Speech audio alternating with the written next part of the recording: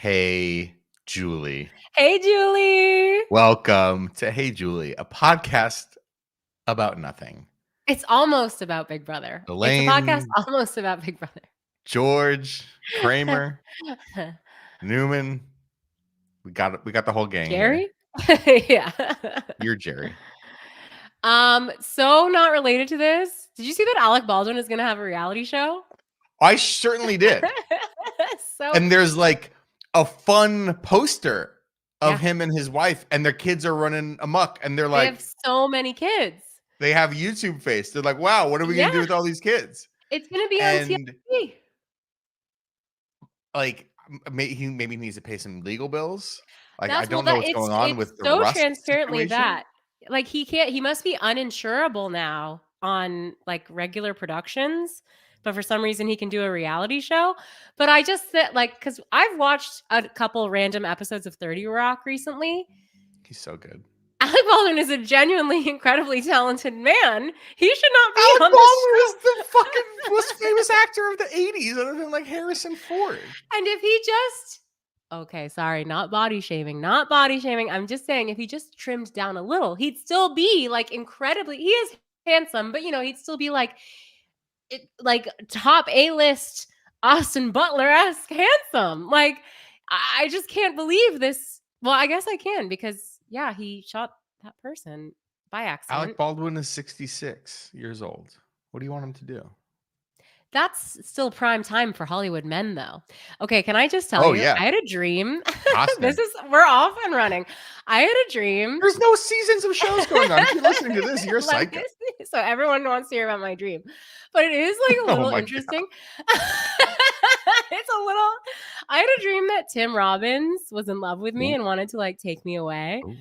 And I woke up and I obviously Googled. I was like, what is Tim Robbins looking like these days? Tim Robbins spent years with Susan Sarandon. Years, not married, with Susan. They had kids. They broke up, and it was really sad because it was like, wow, you thought they'd be together forever. And then he married this woman who was like 35. He's like 69 or something. He's old. Nice. He married a 35-year-old woman who looks exactly like Susan Sarandon. It is crazy. He has some men just really have a type. And he's 65. Okay, 65. Yes, this woman looks like a young. It's like exactly. Oh no, you just got divorced from her. But now he's dating another girl because I was like, all right, who's he dating now? God. Do I have a shot? But like, he has a type, which is like curly, dark hair, short, but he's so tall that this woman's probably 6'2". Beautiful features, large curly hair, bust line. Yeah, he likes curly hair, dark haired, but they look like Susan. Big eyes, big boobs. Yeah. Can I say? I watched Bull Durham for the first time like about a week ago. Oh, you watched it? Wow, good for you. Which is, I guess, the origin of the Robbins Sarandon love story, I suppose. Yeah. I mean, that's a horny movie, and no one told me. No one told me. Yeah, I love that movie. It's okay. I love it. People say it's proto Challengers. Do you agree? No, because Robbins and Costner don't make out. But they should have. They should have. Honestly, there was so much making out and rolling in the hay in that movie that, I mean, Challengers, which I love, there's like a fraction of the sex in Challengers as there is in Bull Durham. Right. It was a different time. They just made movies that were a bit lazy and like didn't make sense. Or whatever. It's a lackadaisical film. It's just. I'll get to a lackadaisical film later in the episode. There's like a clown in it. There's like a baseball clown in it, and there's a lot of shots of his ugly face just being like, boo. Did Costner direct that one? I forget. I don't. Probably. Costner is an auteur. I didn't realize he was such an auteur until my mother-in-law told me. Or no, my husband told me his mom is obsessed. Written and directed by Ron Shelton. Oh, Ron Shelton. You Can't Jump. Oh, wow. Hollywood Homicide with In Cup. Oh, he loves working with Kevin. Do what you love. And you'll never work making mid-ass fucking movies. It looks like sporty boy movies with Kevin Costner. They should have put Kevin Costner in a basket. Some women, is it because of Dances with Wolves? Let's get personal, Brett. Did your mom have a crush on Kevin Costner? I haven't asked. Okay, maybe ask. We did have as a joke in the house. We did for a very long time have a signed, autographed picture of the headshot of like the hunky guy in Dr. Quinn Medicine Woman. I don't know who that is. Dr. Quinn Medicine Woman was a show in the early 90s. It was kind of like an Old West medical procedural. Yeah. But she was a doctor and she was a woman. Can you believe it? Yeah, totally. I mean, there was like a hunky guy in it, and I don't know. I think my parents like met him at a party or something like that, and they had to get the autograph. They got his autograph. He's like, who knows where this guy? I mean, this guy probably. Let me just guess. This guy probably loves our former president. It's Kevin Sorbo. Yeah, I mean, it kind of is. He's like Sorbo-esque. Yeah, he's hunky. Joe Lando is Joe Lando. What a great name. Lando Calrissian. I don't know. He's just like a hot guy with long hair from fucking 1991 or whatever. Okay, so that was the crush in your house. Yeah, well, it was kind of like a joke. We just kind of had this guy's headshot as a bit, like of the most random 1991 actor alive. It was Jane Seymour. Jane Seymour was Dr. Quinn Medicine Woman. Yeah, I recall a little bit. I just didn't know who the hunk was. Joe Lando. He looks a lot better in the 90s than he does now. Like, he doesn't look bad. I mean, well, that's true for most people. He's younger than Alec Baldwin and Tim Robbins, and he's looking better. You know, he's really he's svelte. He looks like he would work at the Washington Post now. Got some thick glasses, gray hair. All right. I'm looking great episode coming up, guys. What other shows from the 90s are we going to talk about? All right. Well, you know what's a funny fact? You know what's a fun fact? Oh wait, sorry, I got it messed up. I was gonna say Jane Seymour is married to Mark Burnett, famously, but she's not. It's Who is? Roma Downey. Roma Downey from Touched by an Jr. Angel, another 90s show. I got my 90s shows mixed up. Yeah. Speaking of people who are close with the former president, Mark Burnett. Exactly. Matt May, 81. Any thoughts on the Traitors season 3 cast? At Chelsea Quinn. Okay. I need you guys to talk about Traitors season 3. All right. We're doing it. Okay. Yeah. We're doing it. The Traitors season 3. I didn't say we're talking about the show. I think we're talking about the cast. I am not going to watch the show. Did I mention that I actually watched an episode of Traitors somewhat recently? After my years of proclaiming that I would not. You messaged me, but I don't think we discussed. You watched one episode. I watched the first episode of season 2 of the Traitors. And I did not like it. I did not like it at all. It's a lot. It was not something I want to watch. Despite my fave Alan Cumming in it, despite some great BB and Survivor faves. God bless this show. They must have the bag. They must like NBC, Peacock, Shineheart, Wig Company, Cabletown. Like, they must have some money because they're getting people who don't do a lot of reality shows to do this. They might have a little money, but they don't have enough money to heat that castle. One thing I noticed watching Traitors season 2 is everyone in the cast is always like wearing their big coats indoors. They are not there. That's a drafty castle. It looks cold. I don't know if they ever figured out how to heat a castle. Yeah. Now that's $1 million idea. There was one time they heated up a castle. Saltburn. Oh, Saltburn. Steamy. That castle was steamy. Tell you what. So there's a cast for this. I don't know who 3/4 of these people are. Let's walk through whenever it. People ask me about Traitors, I will say, and I will continue to say, man, as far as the types of people they cast from Big Brother and Survivor, 2 shows that I watch, they cast really excellent people who are like legends in their own right. Yeah. So let's go through. I have the NBC. I have NBC's listing of it here. So I'm going to go in what appears to be alphabetical order by first name. Okay. Bob Harper, from The Biggest Loser. Okay. I remember him. He was the nice coach. He was like, it was like Jillian was the one who told you were a fat slob. And he was the one who was like, don't worry about her. You're beautiful. Oh. But pick up the pace. My inner monologue has a lot in common with Jillian. It says here in his little 2-sentence blurb, Harper may be the most positive player in this cast. Yeah, that's his brand. Alphabetically from Bob Harper to Bob, the drag queen. Who is beloved? I don't watch RuPaul's Drag Race. This is a major reality blind spot for me. Everyone tells me I'd love it. It's too overwhelming to me at this point. There's like so many all-star seasons. There's seasons in other locations. I just can't keep up. There's too much lore. Is it like Star Wars where they're like, oh, actually, we're doing a spinoff that's set 100 years before A Phantom Menace? Probably. I mean, I wouldn't put it past them. People love it. I support it. I love RuPaul. I haven't seen the show. I haven't seen the show. I love that people love it. I love that it's a big thing. Totally. Congratulations to RuPaul. Happy Pride. Happy Pride, everyone. It's June. Yeah.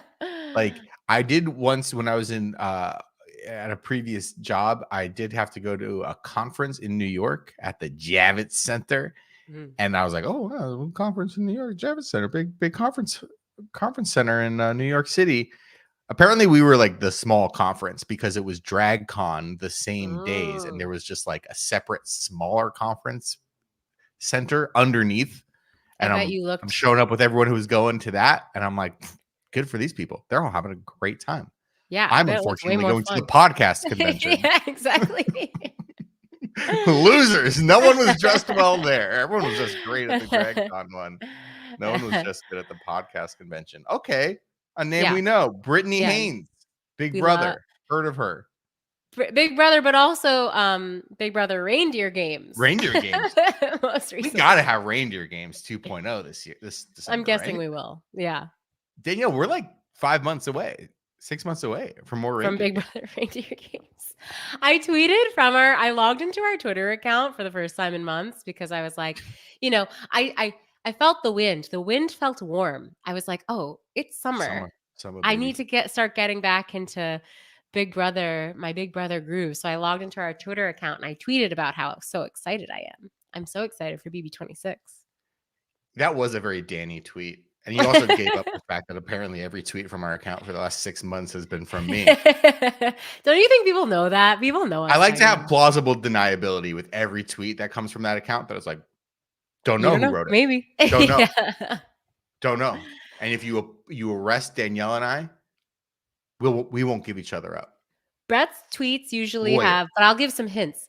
Brett's tweets usually have like correct all caps and punctuation, perfect grammar, imagery, multimedia. He does like a lot of. He'll add a pic. We're a multimedia franchise. Me, I just fire it off from my old noggin. Not very little thought. And you're just like, this is good. I'm a mom. It's true. I tweet from the heart, but I don't tweet much anymore. So you guys everyone should feel so honored that I would take my flavor of tweeting to the Hey Julie account. Tell you what, nobody really fucking faves or RTs much anymore either.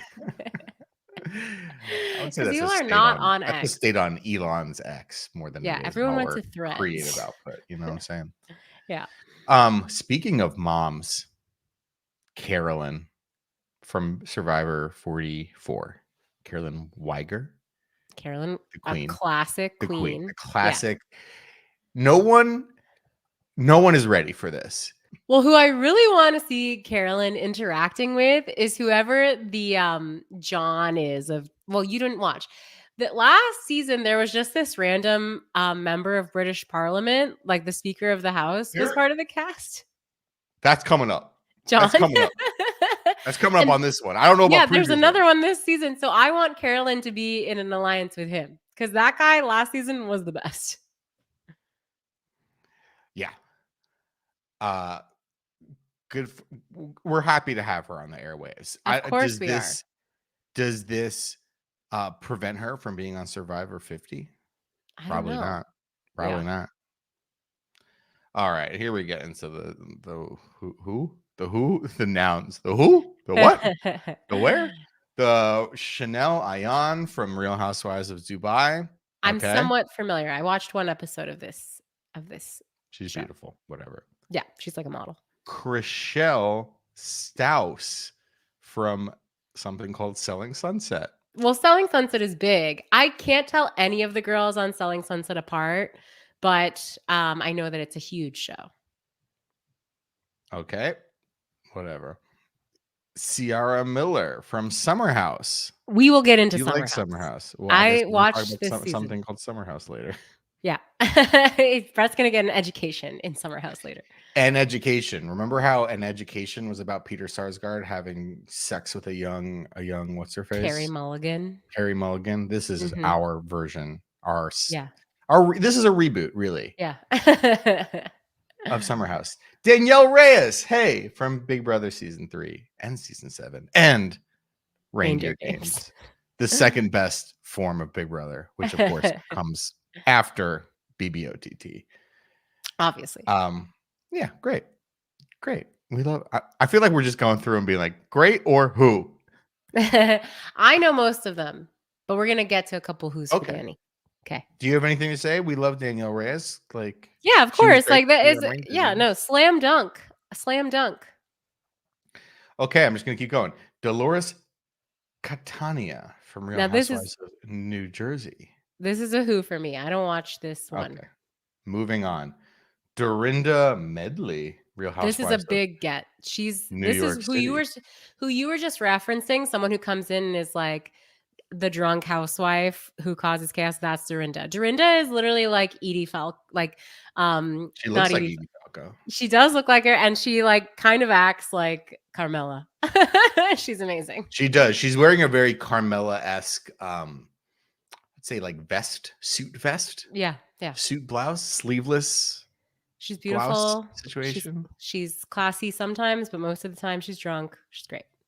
Cool. Well, Carolyn's like, I'm sober and I'm 45. Yeah, exactly.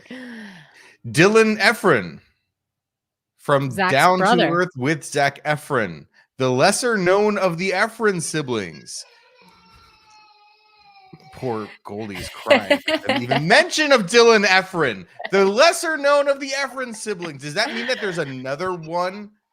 There's who's more well known than Dylan, but obviously less well known than Zach? I don't know. There might be another, but I think Dylan Efron has the potential to be this season's Burgalicious. You won't know who that is, Brett, but everyone who watched season 2 will know. Bergie was like surprisingly adorable, and I think that's what Dylan might have in store for us. Good Bergie for Dylan, from Love Island. Yeah. Having a more famous brother. Gabby Windley from The Bachelorette. She was a contestant on The Batch, season 26 of The Bachelor, and the co-lead of Bachelorette season 19. This is a big who for me. I don't watch Bachelorette anymore. I'm not on that train anymore. Here we go. Jeremy Collins from multiple seasons of Survivor. I don't remember Jeremy. Who's he? Cambodia, and he was firefighter from Massachusetts. He was really good. He was a really good guy. I liked him. He's like came to play. He's like, I'm here to play for my family, and I don't not care. Okay. We love someone who's like, I do not care about anyone else here. Yeah. Here we go. This is right in the Danielle wheelhouse. Lord Ivar Mountbatten. Yes. Parentheses, a British royal. Yes. Oh my gosh. I love this is like a true stroke of genius on their behalf to have realized that they should be casting these people, because it's like watching British fancy pants, nobility, members of parliament, royalty, whatever. Especially because like in Britain, we've talked about the British a lot on this podcast, and we all know one of our famous common enemies. Yeah, there is famously a caste system in Britain. It's very hard to like rise above your station in life in Britain. It's like, oi, you're a tosser, or oi, she's posh, you know? Like those are the buckets. And so Tosser, posh, that's it. right fit. You're and right. then Lord Ivar Mountbatten. What happened to what's her name? Susie, the one with the weird name who was supposedly dating Prince Will. Susie. Lord Chumley. Susie Chumley. Susie Chumley. What did happen to her? They really buried her. I don't know. After the truth came out. Why isn't she on this show? Spoiler: she's not on Survivor or Traitors season 3. She should be. Yeah, but so like watching those people who are used to being in like rarefied air and who all, you know, all Brits take Shakespeare in like preschool, so they know it. It's like in their blood, so that's just how they speak. Yeah. Watching people like them share space with Carolyn or Dorinda is like great TV. It's classic, the most classic form of entertainment you can have, which is the slobs versus the snobs. Per NBC, he's the second cousin of King Charles III and the first openly gay member of the British monarch's extended family. Oh. Happy we Pride. Love him. Good for him. Happy Pride. Happy Pride. Happy Pride to Lord Ivar Mountbatten. Yeah.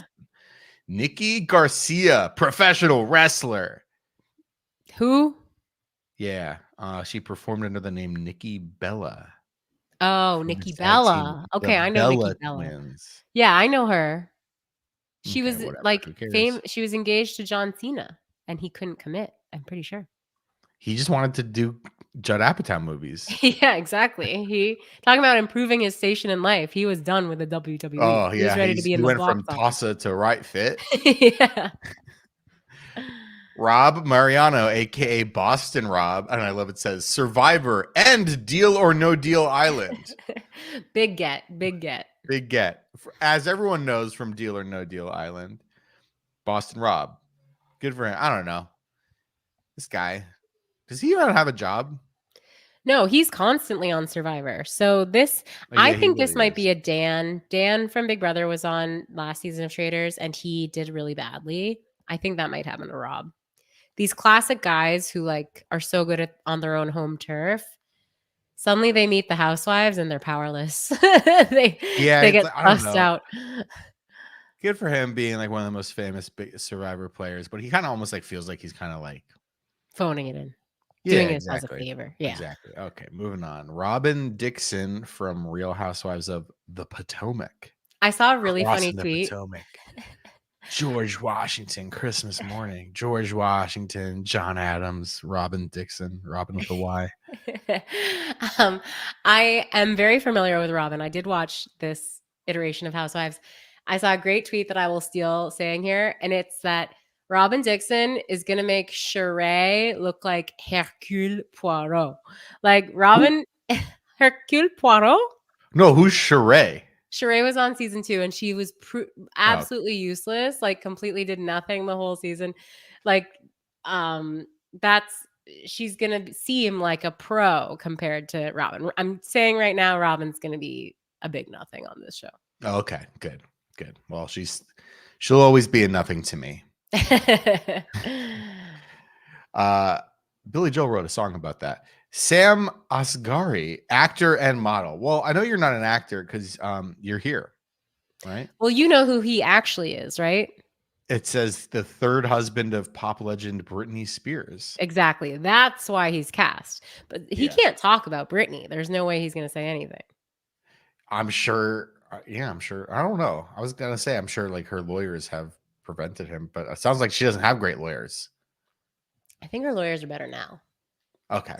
But yeah, he's on watch. He's one of the men on this season who are on watch. What do you mean?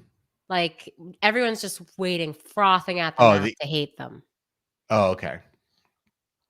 Heard of this guy, never seen him before. Tom Sandoval. Exactly. That's the next one who's on watch. There we go. Everyone knows this guy. Yeah. Famous cheater. Famous cheater. Were they on a break? No, they were together and he cheated with her best friend. Dang. Yeah. Cool. Good for him. Tony Vlachos, 2-time Survivor winner. Tony, who hides in the bushes. Hides in the bushes. There's no bushes in Scotland. There are. You go to the bush. There's shrubberies. There's shrubbery. There's wandering in the moors. Yeah. I mean, the Tony and Caroline Weiger situation. Yeah. Has got to be studied. Great pair. Yeah, it's gonna be fun. Like we've never seen like I'm sure Tony's like married and has kids and stuff, but like OTP. I guess we'll see. Wells Adams, Bachelor in Paradise. Well, if your name sounds like a bank, you're probably boring. It really sounds like a bank. No, I don't know. He's a guy who's on Bachelorette, Bachelor in Paradise. Yeah. He's a radio host for iHeartRadio and podcasts with Brandy Cyrus. Brandy Cyrus. Come on the pod, Wells Adams, guy who I've heard of before. That's it. That's the cast. That's the whole cast. Are you going to watch? Yeah, of course I'm going to watch. I really enjoyed season 2. I thought it was great. I like seeing all the real reality show people interact with each other. I think it's a great formula. It's just frustrating enough the way they do it that you have to watch every episode. You get like all excited towards the end. They always leave on a cliffhanger. It's good. Alan Cumming is so good. So I'm all for it. I give it 2 thumbs up. How many lasagnas are you giving Traitors season 3 cast? 5 stars? No. 5 lasagnas. Yes. Okay, talk to me about something called Summer House. Okay, so yeah, the Sierra is from Summer House. This season of Summer House, I watched. I've been off the Summer House train for a long time, but for whatever reason, I said, let me give this season a whirl. I watched it all. It's now in its like reunion episodes. So like everyone's coming back and rehashing the drama of the season. I thought this was a very fun season with some very interesting things because it deals with relationships, romantic relationships. And it's fun watching like the reaction from audiences on how these romantic relationships are dealt with. So there's 2 main ones. There's Lindsay and Carl, who were a couple. They were engaged, Brett. Okay. So just picture an engaged couple who fought constantly, who could not go the weekend without fighting. They were always fighting. And everyone around them is like, why are they getting married? They don't like each other. Why are they doing this? Right? Like they do not like each other. They're Every always high school fighting. has that couple. Yeah. And so finally, the guy dumps the girl and says, I don't want to marry you, actually. And she gets really mad. Of course, she's upset in the moment. But my thing is like, he did you guys a favor. You guys were not happy and you would not have been happy. And it's interesting to watch the audience be like, wow, Carl is such a bad guy. He for breaking off the marriage that everyone was like, why are they getting married? It's not just that. It's definitely not just that. He has a lot of issues. These are incompatible people. Like, that's what's so fascinating to watch is like, they're trying to like therapy talk themselves into still being a couple and to being like, this is why we're fighting so much. Like, it's because I need you to be more ambitious and you don't want to be. And he's like, yeah, but I need you to support the fact that I'm not ambitious. And it's like, no, you two just aren't meant to be together. Yeah. This is an incompatible thing. Yeah, you're actually saying like an incompatible thing. Yeah. Or like the fact that neither of you are accepting of those things. That's exactly the incompatibility. The incompatibility isn't that he's not ambitious. It's that she refuses to accept that. Exactly. It's that these are two people who don't like, they want different things and they want to be different things. That's fine. I don't think it makes either of them bad, actually. I think if he wants to be not ambitious, that's fine. If she wants someone really ambitious, that's fine. But then they cannot be together. Like, so I think it's great that he dumped her. Like, sad, of course, when they were like 2 months away from the wedding, Brett. So it's like tough stuff, tough timing, but it had to happen. The baker was paid. The baker was paid. They had to refund all these people, all the vendors. Yeah. I mean, I have no clue what you're talking about, frankly, but I know, but I'm trying to make it like, just think about any couple who fights and is engaged And everyone's like, should they be getting married? But then they actually break up and you're like, good. This is a good thing, actually. But what's the reaction like of the fans? But the reaction is everyone is like Team Lindsay. Pretty much everyone's like Team Lindsay because like, how dare he? But I'm like, no, this reaction doesn't. I know we all want to like villainize someone. There's got to be a bad guy, and they didn't treat each other well. They were both bad for each other. But like, he did the right thing at the end of the day. Why would you want to marry someone who doesn't want to marry you? What, he was just supposed to go along with it? Come on. Yeah. Just complete sidetrack because I've never seen this show. What is the correct definition of ambitious from a female's perspective? I'm single. The problem I'm on the apps, and there's a lot of like, I need a guy who's ambitious, and it's like, what? Like, do you want me to like be a tech? Does that mean like I'm a tech bro? Does that mean I'm like Elon Musk? Or does that mean I just have a job? Like I don't, and I'm like progressing. Well, for this specific case, reading between the lines, for this specific case, they were discussing once they got married, they wanted to start a family. And she said she wanted to be a stay-at-home mom. But at the moment in time, she made more money than him. And she did not like that. She wanted him. Does ambitious mean you make more money than me? I think that's what it meant in this case, yes. So, which again, thinking realistically, yeah, if she's going to quit her job and you're only going to have one source of income, yeah, you better be with a really ambitious, I'm doing finger quotes, guy who is going to make a lot more money because it's hard to raise a kid on one income. Yeah. Just ask any single how much parent. is Summer House even paying them to be on the show? Well, and that's the thing. They're making money from Summer House, but then they're also obviously influencers, but supposedly she made like double what he was making. So she was like, I need you to find, like, if it's not going to be influencing, you have to go find another job, like find a real job, essentially. She was probably posting on Instagram like, hey, look at me. Here's toothpaste that you should buy. She was making double what he was making, but he didn't have any other form of income. She was saying, get a real job. Go get a real job. Yeah. Go work on he didn't want to do lot. Used car lot. Hey. Yeah. Take this Mazda for a spin. Zoom, zoom, zoom. So that's what that meant. Remember and then him? Pardon? Nothing, sorry. And then there's another couple. So Sierra is from the other couple on Summer House, where there was also an interesting situation where she and this guy, West, his name is West. Yeah, him and Wells Fargo. He's a blonde adult male.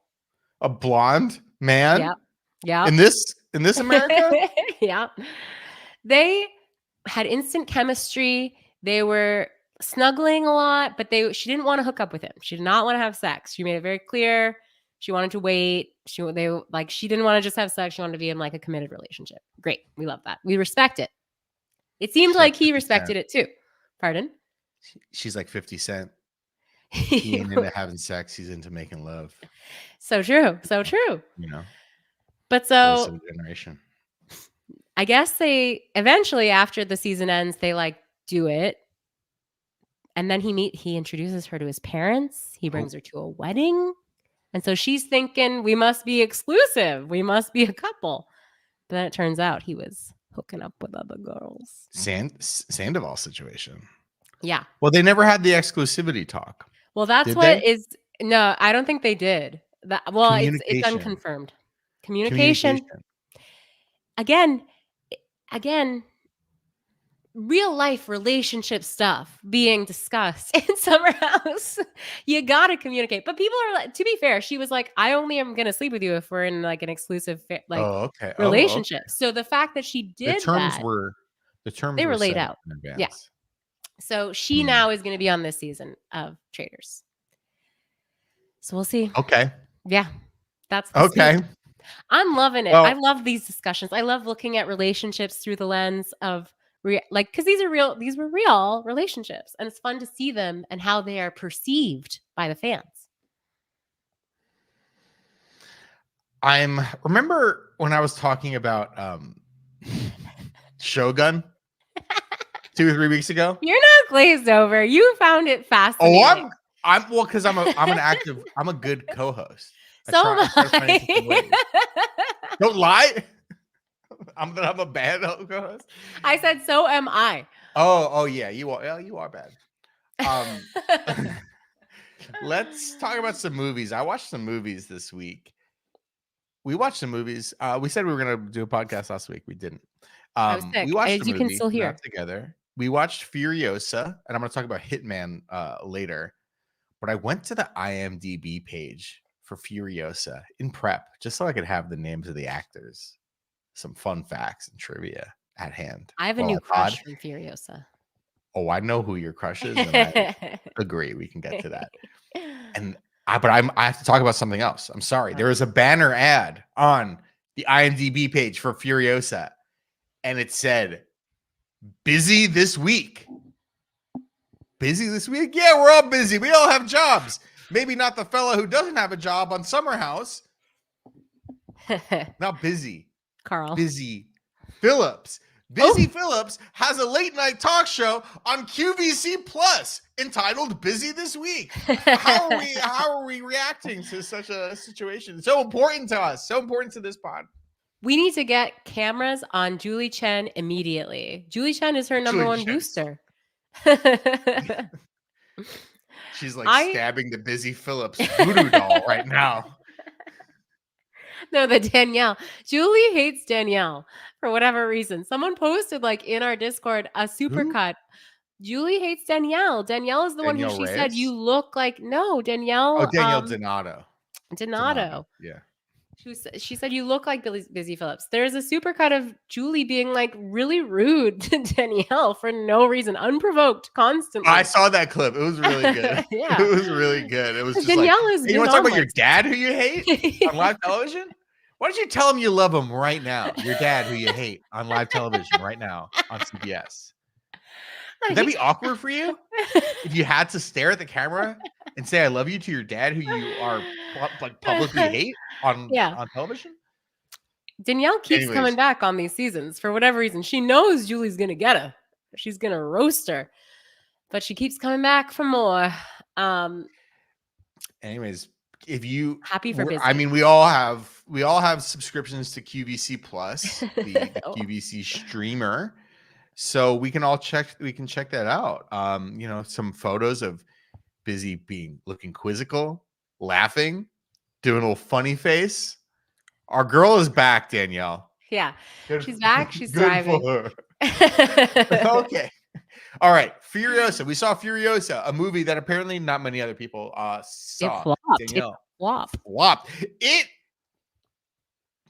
was running lasagna to lasagna against Garfield, and in week 2, Garfield overtook it from a monetary and from a lasagna perspective. Garfuriosa, a la Barmenheim. Yeah. Warner Brothers was like, "Can we make it happen?" And America said, "Who?" No, thank you. I feel bad. Well, do I feel bad? I don't know. I thought it was a good movie. I think it was like my favorite movie I've ever seen? No, but I thought it was fun. It kept me entertained for its quite long running time. 2.5. I mean, I did have the thought when I was watching it, because I knew you were going to see it, Brett. I was like, this is exactly the plot that Brett has said he does not like in a film, which is like, we have to go from this place to this place to this place to get here. The whole movie is about Furiosa trying to go back to the place of abundance because that's where her sister is. Yeah, Toronto. Well, at least in Fury Road, they kind of just do it. They're just like, the movie starts and like, we got to go to this place. Oh shit, we got to turn around. Yeah. The plot wasn't even the thing that bothered me about this movie. It was fine. It was kind of what I expected. Yeah. What bothered you? I gotta say, I don't think about the Razzies as an institution. Me neither. Like when it's like, oh, we gave a Razzie to John Travolta for Battle. Like, who cares? It's fake. It's stupid. Whatever. Congratulations on your tweet. But I think Chris Hemsworth was awful in this movie, and I left this movie being like, that is a Razzie earning performance. This absolutely was off. He is in this is the Hemsworth movie because your girl ATJ, Anya, my girl, ATJ, spoilers, doesn't even appear till about an hour in this movie, and she has about 17 lines in it, and they're mostly. I don't mind her not having a lot of lines because I find her very I love when people are just silent. Oh, look at her eyes, though. Yeah, exactly. Sure. I thought she was fine. She was good at it. Her wig did a lot of work as well, and her eyes are what really I'd kill for eyes like that. She's this so movie great to look at. I wasn't crazy about this movie. I thought it was like incredibly mid. You hated his. People are not walking away saying that, Brett. That is an absolutely nuclear take. My next nuclear take. Well, what's bigger than well, get ready for thermonuclear, like solar system melting takes for the next movie I'm about to talk about, which I am even more on the opposite side of public perspective on. This movie struck me as something that was written. It apparently was written by George Miller simultaneously with, or in concurrence with, Fury Road. And he wanted to make them back to back. And then obviously this one came out like 10 years later. And what struck me about it is how much the Chris Hemsworth character, who was just doing a completely different thing than anybody in this movie, was the central part of it. And it struck me as something that the movie was written, and then Chris, and they didn't make it for whatever reason initially alongside Fury Road. And then at some point they decided to make it, and they're like, well, who's going to play this evil warlord fella? And Hemsworth came aboard, and Hemsworth, is like, well, I'm, one of the most famous actors in the world. I'm Thor. I'm in the Avengers. Hemsworth carries a lot of sway with like Australian filmmaking and like getting stuff produced in Australia, getting stuff funded in Australia for production. And he was what struck me was like, this seemed like a movie that was written. And then Hemsworth was like, I want to be this part. And also you have to make this part the lead of the movie and give him like just 10 times more lines than anybody else. And it felt so unmoored in the Furiosa story. Like, it's called Furiosa, but the main character is this evil, goofy warlord guy with a horrible prosthetic nose.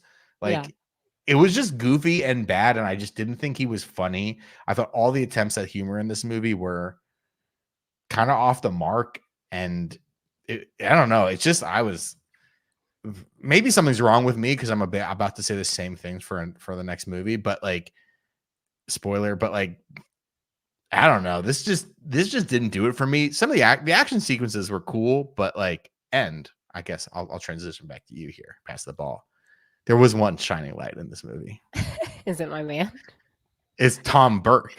Tom Burke playing Praetorian Jack. This guy in the middle of the movie shows up for like 30 minutes. He's like, I'm Mad Max kind of guy here. Let me show you the ropes, Furiosa. Where did this actor come from? This guy was great. I love him. He was great. Speaking of doing so much with so little, like, yeah, he's barely in it, but he's in it enough where he has great chemistry with Anya. And he's just a hottie. He's like hot. I was very sad when he, spoiler alert, dies. He's killed. Do you know where he's from? England. He played a little guy named Orson Welles in a little picture called Mank. No wonder I find Mank, our favorite film. Orson Welles core. Love an Orson Welles. Oh yeah, look-alike. He's got a Welles quality. He's hot. He's a true star. Did you have the same thought? So we left the theater, and my husband goes, "That guy should play the live action, like Snake the Sniper or whatever from the video game." Snake Plissken. Or no, Snake Plissken. No, Snake from Metal Gear Solid. Yes. Did you have Solid this thought too? Snake? Yeah. No, I don't. Okay. I don't think about Metal Gear Solid as much as your husband does. Well, what was so funny is I looked this actor up because I was like, I got to find out more about this guy. And the first thing that comes up is a Reddit thread like, anyone else after seeing Furiosa think he should play Solid Metal Snake? So clearly, did you just find your husband's Reddit account? Yeah, exactly.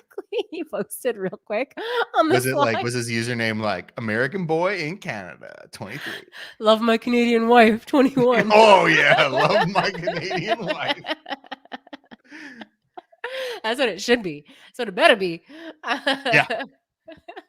You're gonna hold his feet to the fire later. I'm gonna go make sure. Why is it your Reddit profile, Reddit username that you love your wife? Remember that couple that you mentioned that broke up because she was like, if I sleep with you, that means we're in a committed relationship. Yes. That's what you said. I do remember to that. Tom, you said, if I marry you, it's because you become a wife guy now. You have to be a wife guy. I agree. Not just married to me, a wife guy. Every time I see a wife guy in the wild, I send it to him. I see, this is how it's done.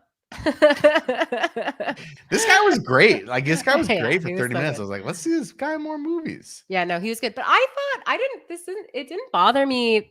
Chris Hemsworth didn't bother me because I felt like it was sort of similar to the original Mad Max Fury Road, where everyone thought this was going to be about Mad Max, but really it was more, everyone was interested in Furiosa.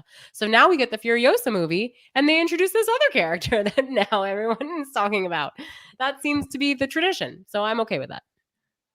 Yeah, it was just like 30 minutes longer than it needed to be. It was way I thought too Furiosa was very good. I thought she was good. She was good. She was good. Like you know what? I was like, you know what? They're doing a thing here where they are showing this woman's life from when she's a small child till when she turns into Charlize Theron at the end. Yeah. And I understood the pacing of it. I was surprised by it because you know who's not played by a younger actor ever in this movie is Chris Hemsworth. Chris Hemsworth is just there throughout. Yeah. He's got a big fake Nicole Kidman looking nose going on. And he is just like doing bits. He's like doing like a Jim Carrey thing. And I'm like, and it's just like, what are we doing here? He went full Australian. Is it wrong for me to say that? He went full kooky. I don't know. Well, when they listen to this podcast in tomorrow or in the future, maybe they're watching it tomorrow. Now, yeah, I don't know. Okay, so and you know what? You know who also didn't like this movie? Anya. Oh, you think so? Yeah, she's doing a lot of press, and it's like, Anya, what was it like working with Chris Hemsworth and shooting a Mad Max movie? And she was like, well, it was an experience. Oh yeah. Oh, her being like, I was alone. I felt alone. Yeah, I saw some of that. Yeah. Why'd you sign up to be on a movie where you're alone in the desert for a year? In the freaking outback? Yeah. I don't know, but we support her. We can't wait to see her in movies. You hang out with Jay Baruchel and stuff. Yeah, just kick it in LA. Just kick it. Smoke weed. Yeah, hang out. Smoke weed every day. Wait, I want to hear the thermonuclear take. I watched. Take your time because I have to blow my nose again. Okay, great. Don't do it until the night. She's not doing it. I watched a movie on Netflix last night, the new Richard Linklater film, written by Richard Linklater, who you love. I love written by Richard Linklater, co-written by Richard Linklater and Glenn Powell, the Hitman. Sorry, back it up. Hitman, not the Hitman. Movies. Everyone's psyched about this movie. I was psyched about this movie. I saw the trailer for this movie. I was psyched. This movie's 97% on Rotten Tomatoes. That is approaching Paddington 2 country. I hated this movie. I didn't dislike this movie. I thought this movie was awful. This movie has made me really reconsider if I think Richard Linklater is a good director instead of a guy who made 2 good movies with Ethan Hawke and Julie Delpy. What about School of Rock? What about Dazed and Confused? What about Everybody Wants Some? I will back this up with my own personal experience. I'd never seen Dazed and Confused before until somewhat recently, and I'd never seen Everybody Wants Some! 2 exclamation points. I'd never seen either of those movies. Dazed and Confused, a classic. Everybody loves it. I watched that movie. I love it. I hated it. Okay, I did not think it was not funny. For you. You don't get it. And then I watched Everybody Wants Some, which everyone's like, this is just like Dazed and Confused, but more and in a different time era. Slightly later. And I was like, this is how I feel about Dazed and Confused. I don't like hanging out here. Good for Wyatt Russell. I want to hang out with Wyatt Russell. Come over. Yeah, probably lives in East LA too. He probably has a great house. Yeah. You know what? Like, I would just, if Wyatt Russell's just going to hang out and smoke in a movie, he could just do it in my living room. where I've done a podcast. I couldn't disagree more. Okay, go ahead. The more I consume Richard Linklater, I think everyone's afraid. I think everyone's afraid to admit that Richard Linklater is mid. He has no perspective and no story. He has nothing to say, and he has no actual like filmmaking panache other than being like, should we shoot this movie over 14 years? Which is a cool idea. Good for Boyhood, whatever. But it's not like that movie's visually, or any of his movies are visually interesting in any sort of way from a filmmaking perspective. They're just not. He basically makes like Judd Apatow movies. Because he can't afford Roger Deakins. You leave Roger Deakins out of this. Not every movie has to look like that. I love the look of Dazed and Confused and Everybody Wants Some and School of Rock. Yeah, then cool. Then go watch Trainwreck. No, I actually did try to rewatch Trainwreck recently. It didn't age that well. This man makes Judd Apatow movies and that everyone is afraid to say are bad. I'm just saying, this is my disagree. Black hole. This is my gargantua take. That is not even nuclear. It is sucking up solar systems and stars. I think I am becoming a Linklater hater, and I hate to say it, but I'm brave enough to say it. You're just wrong. You're wrong and proud and loud about being wrong. And that's fine. You're loud. I am proud. Happy Pride to me. Because I think his films, usually, he has his hits and his flops. He's like any other director, are so evocative. I watch Dazed and Confused every year in the summertime because it takes me back to being in high school and that 1977 and that love was free and the weed was cheap. Danielle. Sweet emotion. It does. And the feeling of like some of the seniors being nice to you, but some of them being mean, like who are you going to be friends with? There's just like a very comforting feeling about it. And I think as a director, if you can evoke that feeling, any feeling, even if it is just comfort like that, it is a talent. And he is an icon. He is the moment. Well, let me speak more specifically about this movie, which I'm not gonna spoil, but I'm gonna get a little bit deep into it. I think he likes working with Glenn Powell. He wrote the movie with Glenn Powell. Glenn Powell is the wrong actor for this movie. Wow. I'm just done with this as a trope. Maybe I'll never watch another movie again. I'm done with this though. I am done with hottest actor alive is a nerd playing a nerd because he has a funny haircut and is wearing glasses. That's just not, I do not like that. This movie is 70% of the comedy in this movie is like, he's a nerd, but then he like takes off his shirt to have sex with this woman and he's Glenn Powell. His character is the main character. I would also just like to applaud Charles Spears in the chat. I agree. I agree. This take is correct. Lifetime ban on. He's saying lifetime ban on Letterboxd. I gave this movie a 1 star on Letterboxd last night. Come for me, Letterboxd. I'm right here.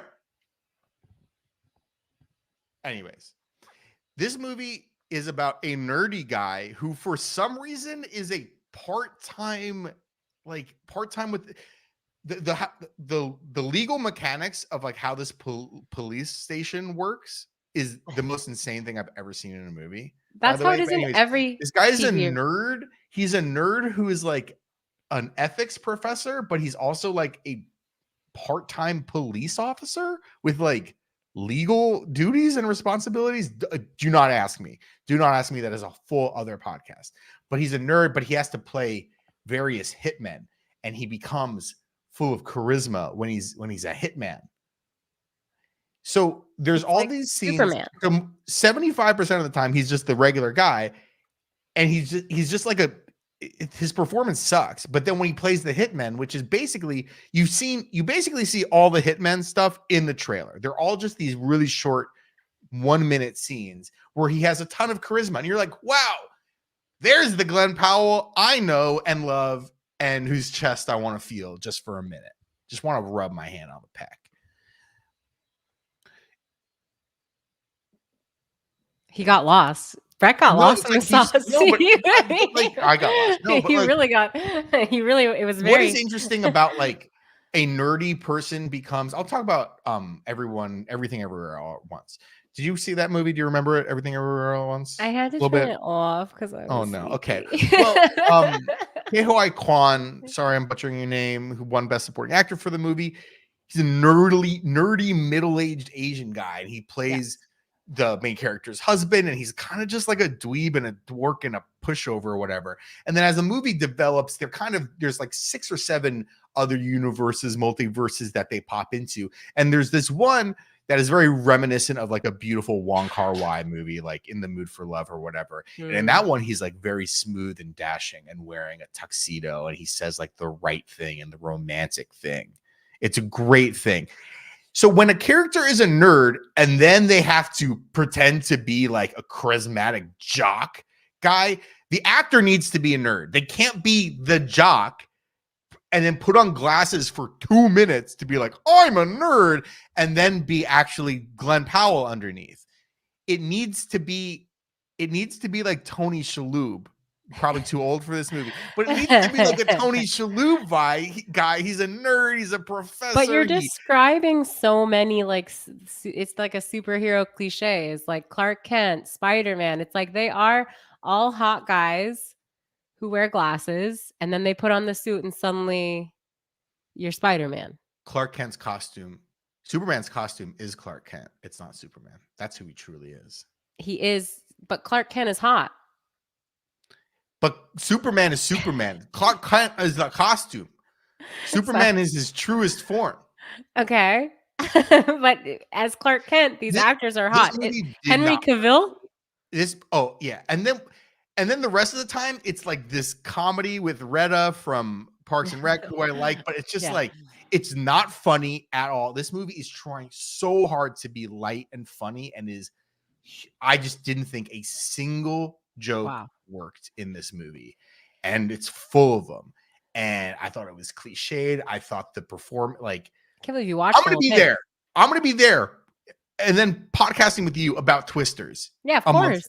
We're there. I like Glenn Powell. Re-release Top Gun Maverick. And this movie just really didn't work for me. I am drawing a line in the sand. I think people need to actually think about if Richard Linklater is good. And this movie is, people love this movie. I went on Letterboxd and everyone's like, this movie should get best screenplay. This was like one of the worst scripts. This was like written by a 17-year-old, the script. It was so bad, so laden with expository voiceover. It was atrocious film. And I'm going to be hated for this. And I honestly, you have to stand in your the guy with all the swords, from like Rapunzel or Twisted or whatever the hell the movie's called. Long hair, don't care. The swords, I don't care. Put up the knives to my throat. This movie is bad. Knives out. Richard Linklater, you're on notice on the Hey Julie pod. Wow. Well, I haven't seen it. I was not. Honestly, I was not in a rush to see it. I'm in a rush to see Twisters. I think you're gonna like this movie. Everyone likes this movie. I'm the only person. I'm on Letterboxd. And on Letterboxd, it shows you. It's like a little line chart of how many people voted 5 stars. There's like nothing on 1 star.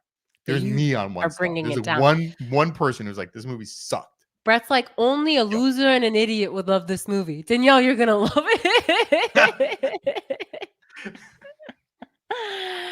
Only a slob would enjoy this film. I don't even know if I'm going to watch it. I'm busy watching something else. Random episodes of Dr. House MD. Dr. House. Which I'm not going to get into because I think we're at time and we should end it on the high of Brett's Richard Linklater takedown. It's going to be like Benji the Hunted. Every week I'm going to tease talking about Dr. House MD. We'll get to it eventually. But that was a lot of fun. Not next week. I'm just telling you right now, I'm not doing a pod next week. Okay. I accept that. We'll be off next week, but we'll be back. I would love to. Is your daughter a mom girl? Yeah, she is big time. She's a mommy's girl. I guess it's just like everyone's obsessed with me. That's true. Lenny, let's ask Lenny. Guys, thank you so much for listening, for being here, for being in the Discord and asking your questions. We'll be back, not next week, the week after, with more pop culture stuff. Send in more, join the Discord, send in more questions. Maybe I'll tweet again. Who knows? Hey, Julie BB. Wow. Whoa, yeah. on X, Twitter. And we'll see you next time. Bye, Julie. Bye, Julie. Richard Linklater.